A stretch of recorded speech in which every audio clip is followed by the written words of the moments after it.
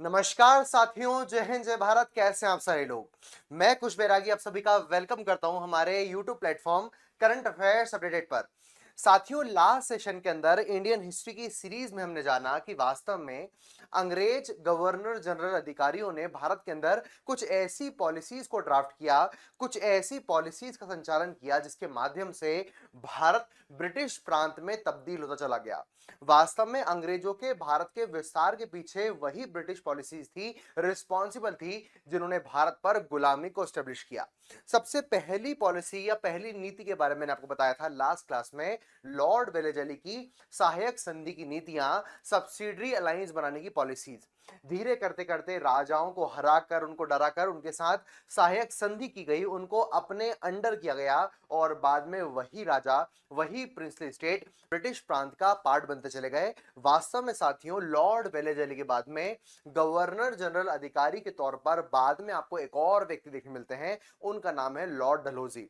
वास्तव में लॉर्ड डलहौजी के द्वारा एक और ब्रिटिश पॉलिसी को स्टार्ट किया गया था, जिसकी चर्चा आज के सेशन में मैं कुश बैरागी आपके सामने करने वाला हूं। लॉर्ड डलहौजी के द्वारा अपनाई जाने वाली ब्रिटिश पॉलिसी का नाम आपको यहां पर देखने मिलता है व्यवगत सिद्धांत, गोद निषेध की नीति, या सबसे इंपॉर्टेंट हिंदी में जो नाम है उसका नाम है हड़प नीति का सिद्धांत, या इंग्लिश में कहा जाता है डॉक्ट्रिन ऑफ द लैप्स। साथियों, मैं ऐसा बिल्कुल नहीं कह रहा हूं कि लॉर्ड वेलेजली के जस्ट बाद गवर्नर जनरल बनाकर या जो भी मामला है आपको बनाकर लॉर्ड डलहौजी देखने मिल रहा है, नहीं। सीक्वेंस वाइज तो कई बार आपको नंबर में अंतर देखने मिलता है, लेकिन ब्रिटिश पॉलिसी को हर गवर्नर जनरल फेमस नहीं कर पा रहा। लॉर्ड वेलेजली के बाद जो फेमस आदमी आपको देखने मिल रहा है भारत के अंदर ब्रिटिश एक्सपांशन में, उसका नाम है लॉर्ड डलहौजी। वास्तव में अगर मैं आपको कहानी सुनाऊं तो कल मैंने आपको कुछ बताया था लास्ट क्लास में कि अंग्रेजों ने भारत के अंदर आने के बाद कुछ समय तक घेरे की नीति अपनाई। कुछ समय के बाद घेरा तोड़कर उन्होंने व्यापार को बढ़ाने के लिए, कच्चे माल को ज्यादा प्राप्त करने के लिए उन्होंने सहायक संधि या युद्ध करना स्टार्ट कर दिया। वास्तव में साथियों, जब यूरोप के अंदर एकदम से इंडस्ट्रियल रिवोल्यूशन और बढ़ जाता है, यूरोप में उद्योग के अंदर और क्रांति होती है, और जितनी क्रांति होगी भैया, रॉ मटेरियल की आवश्यकता उतनी अधिक बढ़ती जाएगी। तो पॉइंट समझना साथियों, अभी तक मैंने आपको बताया कि भारत के अंदर ब्रिटिश ईस्ट इंडिया कंपनी है, भारत के साथ व्यापार करने का एक अधिकार मोनोपोली होल्ड कर रही है। और साथियों, कहानी बदलती है, परिस्थितियां बदलती हैं, और बाद में ईस्ट इंडिया कंपनी की जो मोनोपोली एक अधिकार है उसे समाप्त करने की बात भी की जाती है। वास्तव में ये सब हो रहा है किसके इन्फ्लुएंस में? क्योंकि भैया ब्रिटेन पूरे यूरोप में कच्चे माल की डिमांड बढ़ती जा रही है, और कच्चा माल इतना चाहिए कि भैया ये जो east India company single company है वो उस मांग को पूरा नहीं कर पा रही। तो सीधी बात है, कच्चे माल की आपूर्ति को बढ़ाने के लिए जो करना पड़े वो किया जाएगा अंग्रेजी सरकार के द्वारा। चाहे ईस्ट इंडिया कंपनी के व्यापारिक एक अधिकारों को समाप्त करके कई सारी कंपनियां भेजी जाएंगी, भैया जाओ और वहां से लूट कर हमारे लिए कच्चा माल लाओ, या ब्रिटिश ईस्ट इंडिया कंपनी को स्ट्रिक्ट निर्देशन दिए जाएंगे, स्ट्रिक्ट कमांड दी जाएगी, कुछ भी करो, भारत से आपको ज्यादा से ज्यादा कच्चा माल प्राप्त करना है। और यही सोच के साथ साथियों, एकदम से 1833 में वो बदलाव हुआ कि एकदम से भारत के अंदर बाढ़ सी आने लगी अंग्रेज नीतियों की। अंग्रेज कुछ ना कुछ ऐसा काम करने लगे जिससे भारत के अंदर उनका डोमिनेंस बढ़ता जाए, न केवल व्यापार में बल्कि उनका हस्तक्षेप भारत के धर्म में होने लगा। वास्तव में अब वो ईसाई मिशनरीज को भेजकर, पादरी को भेजकर चर्च खुलवाने लगे और अपने धर्म का प्रचार करने लगे। क्यों? ताकि भारत उनके कस्टमर्स बन पाए, भारत मानसिक रूप से गुलाम बन पाए। साथ ही साथ आपको मामला देखने मिल रहा है, अभी तक अंग्रेज कुछ समय पहले तक घेरे की नीति अपना रहे थे, लेकिन एक्टिव वॉर करके, एक्टिव संधि करते वो भारत के क्षेत्रों में प्रत्यक्ष शासन, डायरेक्ट रूल की एस्टेब्लिशमेंट करने लगे। और उसी समय पर जब ब्रिटिश ईस्ट इंडिया कंपनी पर बहुत ज्यादा दबाव था कच्चे माल की डिमांड को पूरा करने का, समझ पा रहे हैं, तो उसी समय पर आपको मामला देखने मिलता है लॉर्ड डलहौजी का। पूरी की पूरी कहानी के पीछे जो बिग स्टोरी थी, पृष्ठभूमि थी, वो मैंने आपको समझाई। वास्तव में उसी समय पर लॉर्ड डलहौजी का प्रवेश होता है। अब लॉर्ड डलहौजी के सामने कोई सहायक संधि बनाने वाला काम नहीं करना है कि तुम किसी से अच्छे से बात करो, उनको बहलाओ फुसलाओ, अपने अधीन करो, नहीं। स्ट्रिक्ट निर्देशन थे कि भैया तुम्हें ब्रिटिश एम्पायर का एक्सपांशन करना है, क्योंकि आपकी जो डिमांड है वो हमें फुलफिल करना है। तो यहां पर जो पॉलिसी अपनाई जाएंगी वो सॉफ्ट पॉलिसी नहीं होंगी, हार्ड पॉलिसी होंगी, क्योंकि कई बार जब आप मेंस एग्जाम लिखते हो तो उसमें प्रश्न आता है कि जो गवर्नर जनरल हुए अंग्रेज कंपनी के, वो अच्छे थे बुरे थे। तो आपको बताना है दो प्रकार के ब्रिटिश गवर्नर जनरल देखने मिलते हैं, एक वो जो हार्ड पॉलिसी अपनाते हैं, एक वो जो सॉफ्ट पॉलिसी अपनाते हैं, लेकिन दोनों ही भारत को एक्सप्लॉइट करने में बहुत ज्यादा जिम्मेदार थे, इसलिए अच्छे तो कोई नहीं थे। लेकिन कैसे एक्सप्लॉइट किया गया, बहलाकर फुसलाकर प्यार से किया गया, या डराकर धमकाकर आपके शासन को अपने राज्य में ला किया गया, इस बात का डिफरेंस आपको समझना पड़ता है समय के साथ। खैर, आपको मामला देखने मिलता है लॉर्ड डलहौजी भैया 1848 से लेकर 1856, वही काम है 1857 की क्रांति के जस्ट पहले वाला मामला, लॉर्ड डलहौजी का मामला देखने मिलता है 1848 में। साम्राज्यवादी गवर्नर जो एक्सपांशन करना चाहता है, इंपीरियलिज्म को प्रायोरिटी देता है, उसको यहां पर आपको गवर्नर जनरल भारत का बनते देखने मिल रहा है, समझ पा रहे हैं। और सीधी बात है, इसके द्वारा जो पॉलिसी चलाई जा रही है उसी का नाम है doctrine of the left. British साम्राज्य ने भारत में अपने विस्तार हेतु युद्ध कुशासन का आरोप, कंपनी की बकाया राशि एवं व्यवगत के सिद्धांत को अपनाया। साथियों कहानी सिर्फ इतनी सी है कि अंग्रेजों को अपना एक्सपांशन करना है, कैसे किया जाए।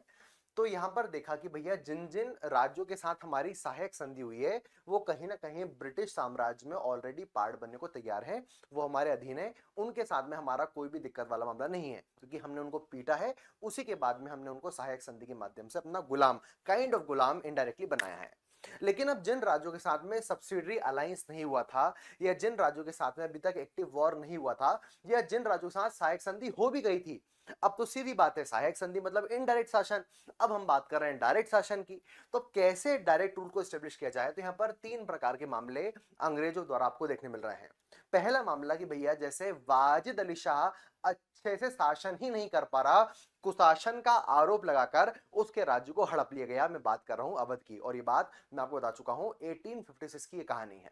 दूसरी चीज, कई बार कंपनी के द्वारा जो रेवेन्यू राइट्स हैं वो किसी राज्य के अंतर्गत आते हैं, राजाओं से, प्रिंसली स्टेट से ब्रिटिश कंपनी को पैसा लेना होता था।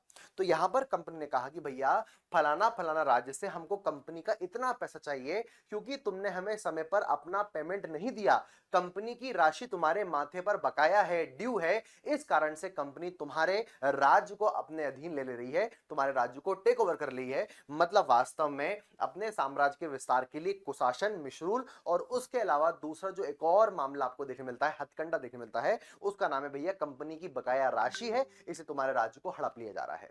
तीसरा सिद्धांत, जब शासन के द्वारा, ब्रिटिश शासन के द्वारा, ब्रिटिश रूल के द्वारा राज्यों को हड़पा जा रहा है, तो दो बात तो हो चुकी है, मिसरूल और साथ ही साथ कंपनी का बकाया राशन का जो मामला है वो चल रहा है।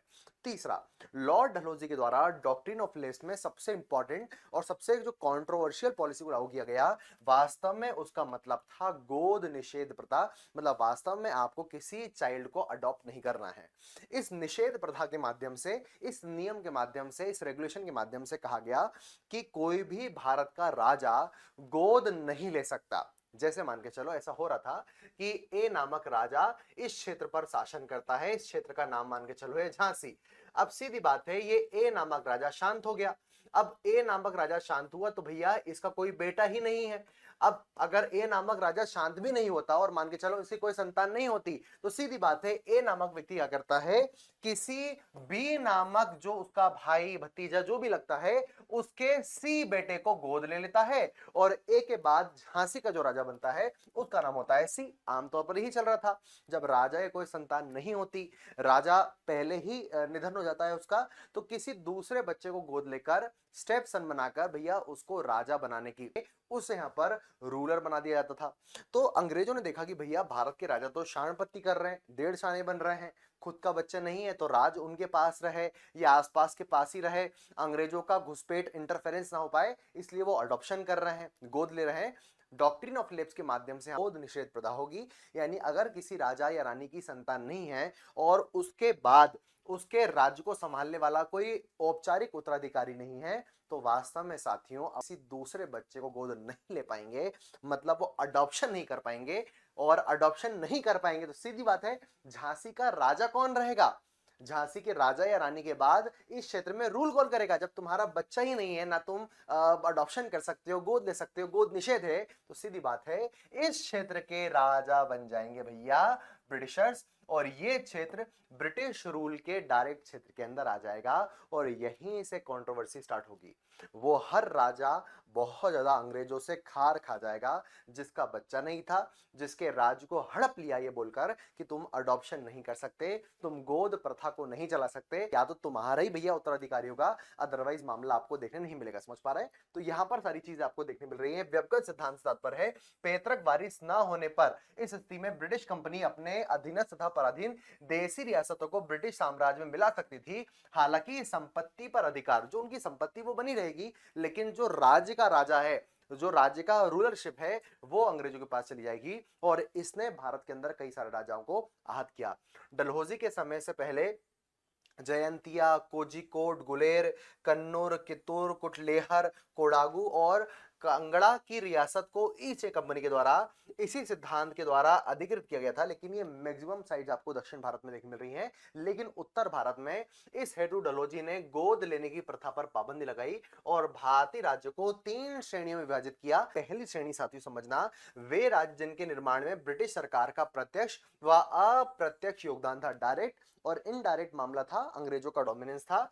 गोद लेने पर पूर्णतः यहां पर पाबंदी लगा दी, कंप्लीट बैन लगा दिया यहां पर अडॉप्शन पर, और सीधी बात है इस क्षेत्र को ब्रिटिश शासन ने मिला लिया। वे राज्य जो अंग्रेजी सरकार के अधीनस्थ थे, गोद लेने से पहले अंग्रेजी सरकार की सहमति लेंगे। अंग्रेजों ने परमिशन दे दी तो आपके राज्य में अपना दूसरा रूलर एस्टेब्लिश कर सकते हो, लेकिन वास्तव में यह मामला भी आपको देखने मिल रहा है। रियासत जो कभी ब्रिटिश शासन के अधीन नहीं रही, गोद लेने की प्रथा में कोई भी हस्तक्षेप नहीं किया गया, सारा मामला चलता रहा। और ऐसे करते करते करते 1856 तक भारत के अधिकांश राजाओं, रियासतों को लॉर्ड डलहौजी के द्वारा डॉक्ट्रिन ऑफ लैप्स, हड़प नीति का शिकार बनाया गया, जिसमें आपको झांसी की रानी वाला मामला भी देखने मिल रहा है। अभी कहानी हम कहानी सुनेंगे वास्तव में 1857 के रिवॉल्ट में आपको रानी लक्ष्मीबाई का कंट्रीब्यूशन क्यों देखने मिलेगा, क्योंकि 57 के रिवॉल्ट से पहले उन्हीं के क्षेत्र को छीना जा रहा है, झांसी के ऊपर हड़प का मामला लगाया जा रहा है, और उनकी कहानी भी आपको एक चीज पता चलती है।